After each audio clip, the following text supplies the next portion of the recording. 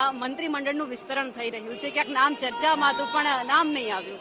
નામ તો ઘણા બધા લોકોને ચર્ચામાં હોય, પણ પાર્ટી યોગ્ય નિર્ણય કરતી હોય છે ને એનો લાભ ગુજરાતને મળતો હોય છે. પણ આ જો નામ નથી આવ્યું, હવે ભાજપની અંદર રહીને તટસ્થ રીતે કામ કરવામાં આવશે.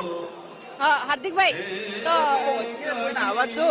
પણ મારી વાત તમે સાંભળો, મંત્રીમંડળમાં નામ નથી આપવામાં આવ્યું, હવે ભાજપના એક સક્રિય નેતા તરીકે, ધારાસભ્ય તરીકે કામ કરવામાં આવશે ખરું? ધારાસભ્ય જ છું તો ધારાસભ્ય તરીકે મારી ફરજ છે કે મારે યોગ્ય કામ કરવું જોઈએ. પણ જે સપનું ક્યાંક જોયેલું હશે, કોને વચન જોયું? કે ગમે વચન જોયું હોય, વચન વચન વાયદા આપેલા હશે, કોને વચન આપેલું હશે કે જ્યારે તમે એવું ભાજપમાં ન હોય. રાજકારણમાં કોઈ વચ્ચે ન હોય, રાજકારણમાં માત્ર કામ કરવાનું હોય. બિલકુલ કે રાજકારણમાં માત્ર કામ કરવાનું હોય તેવી અત્યારે વાત થઈ રહી છે. વાત કરી છે તેમને લઈ આપ શું માનો છો?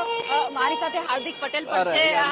હાર્દિકભાઈ, મંત્રીમંડળનું વિસ્તરણ થઈ રહ્યું છે, ક્યાંક નામ ચર્ચામાં હતું પણ નામ નહીં આવ્યું.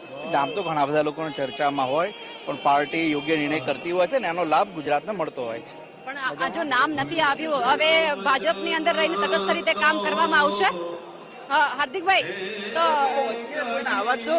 પણ મારી વાત તમે સાંભળો, મંત્રીમંડળમાં નામ નથી આપવામાં આવ્યું, હવે ભાજપના એક સક્રિય નેતા તરીકે, ધારાસભ્ય તરીકે કામ કરવામાં આવશે ખરું? ધારાસભ્ય જ છું તો ધારાસભ્ય તરીકે મારી ફરજ છે કે મારે યોગ્ય કામ કરવું જોઈએ.